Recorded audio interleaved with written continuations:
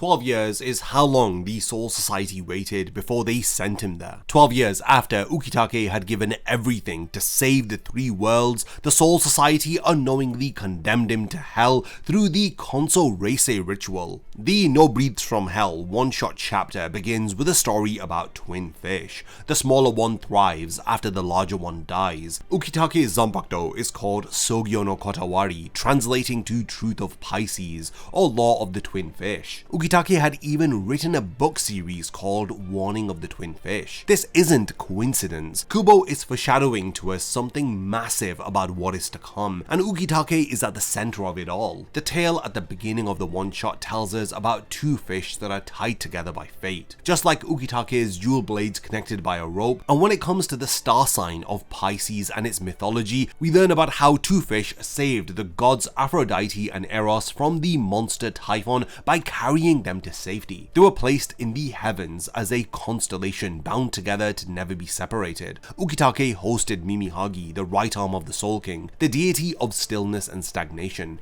His whole existence was about balance, about holding things together. Now that he's been sent to hell, the balance keeping the doors of hell shut has shattered. Let's talk about what we see in the final pages of the No Breaths from Hell one-shot chapter. We are shown Ukitake's Sōgyo no Kotowari, but it's massive in size. We're talking several times larger than it was ever shown when he was alive. This colossal blade pierces right through Szayelaporro and it drags him back through the gates of hell. This isn't normal. This is hell fundamentally altering everything about who Ukitake was. Look at what happened to Szayelaporro. His hollow hole had moved outside of his body into a ring behind his back. He had gained new abilities, being able to manipulate these pitch black chains, and he also appears to have knowledge about things that he shouldn't know of, like events that had occurred after he was sent to hell. Szayelaporro refers to himself as the jailer of hell now, like he has been assigned a specific job or a role. Also, if you pay attention, his horns grow larger when he feels torment and rage. They appear to be physical manifestations of his suffering. If this is what hell had done to an Espada who was already monstrous, then how on earth is it affecting the captains like Ukitake? Each captain who is sent to hell receives a title. For example, Yamamoto was given the title Founder of the Gote, Unohana was given the title Death Sword, and Ukitake's title is Kamikake Divine Possession. This title isn't random. He was possessed by Mimihagi his entire life, and now in death this possession has taken on a new meaning. His enlarged zanpakuto suggests that he can no longer control his Reiatsu properly. Maybe the spiritual pressure that sustained his failing body for nearly 1,000 years is now wildly fluctuating in the environment of hell. Look at how Ichigo's zanpakuto was massively oversized when he had first activated his Shinigami powers. This is because he was unable to control his Reiatsu, and a similar situation could be occurring here. Or on the other hand, hell has enhanced Ukitake and weaponized him, making him more powerful than he was when he was alive. Ukitake's entire existence, you have to understand, was defined by the theme of duality, the dual nature of life and death, sickness and strength, stillness and progress. Mimihagi governed stagnation. It kept his disease from progressing, but also kept him in a perpetual state of suffering. It didn't completely cure him, it just stopped his illness at the point that it was at. Now in hell, that duality might be twisted into something else entirely. What if Ukitake's appearance has changed drastically? You could imagine that his white hair could be turned black from the corruption of hell. His green eyes are now red or completely hollow. His gentle demeanor could have been replaced by something far more sinister. Here's what terrifies me the most. Szayelaporro's personality remained largely intact, but he was already a sadistic monster when he was alive. Comparatively, Ukitake was kind, honorable, protective of his subordinates. He broke rules when justice demanded it. What happens when you take someone that fundamentally good and subject them to the torment of hell? Szayelaporro has been in hell for over 12 years. His horns literally grew from his skull as manifestations of suffering when confronting one of those who defeated him. Now imagine Ukitake, who was just sent to hell. Has he had enough time to transform or to be corrupted? Then there's the matter of the original Gote 13 captains who have possibly been in hell for over 500 years. They were bloodthirsty killers even in life, criminals that Yamamoto gathered to form his initial army. If they've been suffering in hell for centuries, what have they become? Are they complete demons now? And where does that leave Ukitake on the timeline of corruption? When Ukitake impales Szayelaporro and drags him back into hell, there are two ways to interpret this. Firstly, he's following orders, he's been assigned a role, and he's taking part in the greater hierarchy of hell. Or secondly, he's making a desperate last stand to protect Ichigo and the others, to do one final good deed before hell consumes him completely. The fact that he acted to protect someone suggests that his core self could still be fighting and resisting the corruption of hell. But I doubt that this is going to go on for much longer if it is the case. This now brings us to the unnamed fifth great noble family, the one whose name was erased from history. Their ancestors' sole concern during the primordial age wasn't about the Soul King overpowering them or maintaining order of the worlds or even empowering the circulation of souls. The ancestor of this unnamed family said, "We need to bury this nightmare so deep that it never sees daylight again." They were talking about the realm of hell, which was referred to as the pit during the primordial age. Hell isn't a part of the three worlds that were created when the Soul King was mutilated. Hell predates the existence of all of them. It existed during the primordial sea, before the Soul King separated reality. The world of the living was literally created as a lid to seal hell away. Think about this, an entire dimension of existence was created specifically to keep something contained. What's down there that scared the ancestor so badly? It's been years since the one-shot chapter had released, and we've had a lot of time to think and theorize. And one common theory that comes up is that the unnamed noble family could have possibly taken responsibility for managing over the realm of hell. So they may have been running it from the shadows for over 1,000,000 years, determining who gets sent there, maintaining the balance, enforcing rules through the hell butterflies, or using the hell butterflies as a surveillance device. Yes, those butterflies that guide the Shinigami through the Senkaimon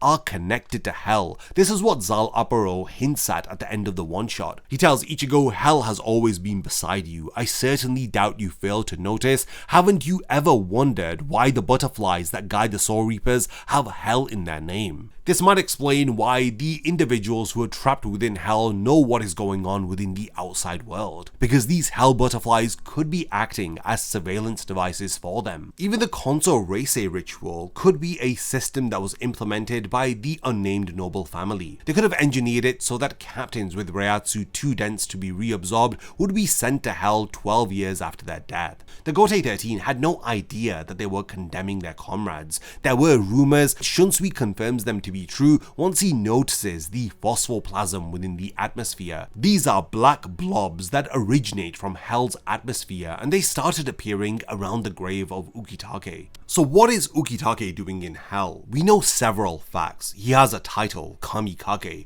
His zanpakuto has become enlarged. He dragged Szayelaporro back into hell, suggesting he has a job or a responsibility. And the unnamed noble family has been managing hell's operations for ages. This is what I'm theorizing. Ukitake is being positioned as a warden or an overseer, possibly against his will. The system of order that the unnamed noble family had created to keep hell in check is breaking down. Yuobak and Aizen's Reiatsu kept hell's jaws shut for years, but now that they are gone, the balance is collapsing. Multiple powerful souls were sent to hell in quick succession. These are Ukitake, Yamamoto, and Unohana. This had destabilized everything. Hell is opening from the inside, and someone needs to keep things in check. The title Kamikage means divine possession. Ukitake was possessed by a god his entire life. Mimihagi represented stillness, the ability to halt any process or progression. What if hell needs that power? What if the corruption spreading through hell, the transformation of residents into demons, requires someone who can impose stagnation? Ukitake might be the only one capable of slowing hell's complete deterioration, because at the moment it seems like the gates of hell can be opened from the inside, like how Szayelaporro had demonstrated. And you have to also remember that Kazui has a unique way of creating portals into hell where he is sending souls through to, believing that they are going to the Soul Society. So with the ability to create these gateways to and from hell, between the world of the living and hell, it suggests that the two realms are collapsing, so hell will no longer be a distinctive realm, it'll merge with the world of the living. So Ukitake may be a key component to stop hell progressing and merging merging with the world of the living. There is another angle to this. What if Ukitake is being used by whatever lurks within the deepest depths of hell? The unnamed noble family ancestor wanted to seal something away. What if there's a larger intelligence down there? A being that is the antithesis to the Soul King, a possible anti-Soul King, just as the Soul King shares fragments of itself to empower individuals. What if this creature within the depths of hell has the ability to corrupt everything that enters within its domain? Szayelaporro gained clairvoyance and called himself a jailer,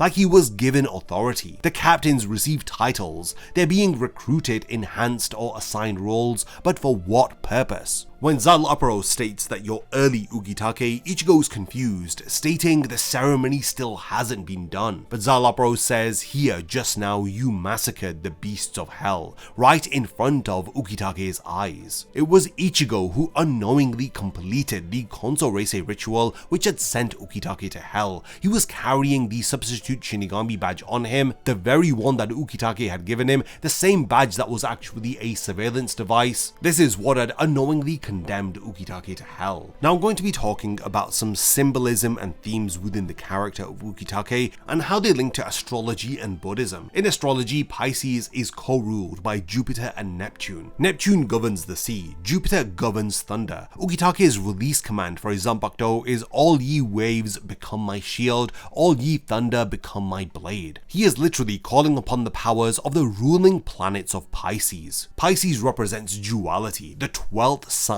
marking the end of the zodiac cycle before rebirth. Two fish swimming in opposite directions, tied together, representing conflicting desires or natures. In a way, this is how Ukitake had lived his entire life. He wanted to fight, but his body failed him. He sought to do good within a corrupt system. He hosted within his body a god of stagnation while serving an organization meant to maintain balance and progress. In Pisces mythology, those twin fish saved the gods from destruction. But in the BLEACH one-shot, the smaller fish flourishes after the larger fish dies. This isn't salvation, this is progress or transformation through sacrifice. Is Ukitake the larger fish in this example? The sacrifice allowed the three worlds to continue existing when he performed the Kamikake ritual. But now the smaller fish, which could be represented by the realm of hell or whoever runs it, is now flourishing and growing as a result of Ukitake and the other captains being sent to hell. Jusan Kaiki is a Buddhist memorial service which is held to commemorate the 13th year after a person's death. But there's one important thing to note: this anniversary is observed within the 12th year of the person's death, according to the traditional East Asian method of counting years. It's a significant anniversary in a series of death anniversaries, as it ensures that the soul has crossed through all 13 thresholds in the cycle of rebirth. The 13th deity presides over liberation and damnation. Ukitake was captain of the 13th division. His name means 14th child. He is numerologically tied to this concept of presiding over liberation and damnation. Now that he's in hell, this role has somewhat become a literal one. Now here is something that you may not know about Ukitake. He had actually written a book series called Warning of the Twin Fish, and it was popular among children in the Seirei. We learned this via the Can't Be Your Own World light novels that were written by both Ryogo Narita and Tite Kubo. Warning of the Twin Fish was a romantic drama that ran frequently within the Seirei communication. The protagonist was called Sōgyo, who had fought evil and saved villagers with the catchphrase, "I refuse that." But why call it a warning? Why twin fish? Ukitake appears to have known things. He was one of the oldest captains in the Soul Society, trained directly under Yamamoto. He witnessed the Soul Society's darkest secrets. Did he know about the unnamed noble family, about hell's true nature? Was this book series his way of encoding information, leaving warnings for future generations hidden within fiction meant for children? Fish represent the cyclical nature of reality within BLEACH. The one-shot's opening story about the smaller fish flourishing after the death of the larger one connects to the new world being built from the old. Ukitake was frequently seen feeding carp within Ugendo's garden. His Zanpakuto spirits are two children always holding hands, dressed as onmyoji practitioners who studied astrology and divination. Maybe warning of the twin fish predicted exactly what we're seeing now. Two forces, the reality that we know of and hell, both tied together through the unnamed noble family. One cannot exist within the other like twin fish bound by a cord. Now that cord is being severed and the balance that Ukitake embodied is breaking, and his warning is becoming a reality. The jaws of hell opening from the inside isn't random. Whatever's within the deepest pits of hell has been patient for over 1,000,000 years. It corrupted the hollows sent there, transforming them. It gave Szayelaporro new powers and a title. It's enhancing the captains, giving them titles of their own that reflect their lives' status. Maybe the unnamed noble family was trying to keep this creature at bay, but now with the balance of spiritual pressure being so massively disrupted, maybe they cannot fulfill their role. Or maybe they were working alongside this sinister creature that's within hell. They could have established a system where powerful souls would continuously be fed into hell, not as a punishment but as a resource for them. Captains who have a ray grade of 3 or higher have Reiatsu concentrations that are too dense to naturally dissipate back into the soul society, hence why they are sent to hell. For ages, the unnamed noble family maintained control through this process. Hell butterflies could have acted as their surveillance devices so that they knew what was going on in the outside world. The Konsō Reisai ensured that the right souls ended up in the right place, but they needed something to keep hell's inhabitants contained. And this is where Aizen and Yūhō come in. Their massive Reiatsu unknowingly sealed hell's gates. When they disappeared, suddenly multiple powerful captains were sent to hell at the same time, thus causing the balance to totally collapse. Ukitake dragging Szayelaporro back suggests that he is enforcing the rules of hell. Maybe he is a part of the unnamed noble family system. He may have been corrupted the instant that he entered within the realm of hell, thus explaining why he has this role of a jailer, bringing back inhabitants that have escaped. Just a year after Kubo had dropped the No Breathes from Hell one-shot chapter, he had introduced us to the original Gotei 13 via the 1000-Year Blood War arc anime. I do not think that this is a coincidence. The original Gotei 13 captains are a wild card in all of these theories. The fact that they are no longer around suggests that they too were sent to hell, and they would have been down there for centuries, potentially fully transformed into demons. Imagine how they'll react to seeing Yamamoto and Unohana. There is no doubt that the original Gotei 13 will have a large role to play within the hell arc. But yeah, we have reached the point of the video where I do want to hand over the discussion to all of you. What are your thoughts about the role of Ukitake within hell? Is it possible that his ability to impose stagnation via the power of Mimihagi could be a central plot point to stop the deterioration of hell? We've talked about a lot of theories, including Ukitake's Zanpakuto Sōgyo no Kotowari, their link to the astrological star sign Pisces, as well as the connection to the story of the two fish at the beginning of the No Breathes from Hell one-shot chapter. Lastly, thanks for making it to the end of this one, and I look forward to seeing you in my next video. A massive thank you goes out to all of my amazing Patreon supporters for helping to make this video possible. If you also want to support the channel and see your name in the end of my videos, then check out my Patreon, which has loads of perks like early video access and so much more. Thank you for sticking around till the end of the video, and whatever you contribute will mean a lot to me.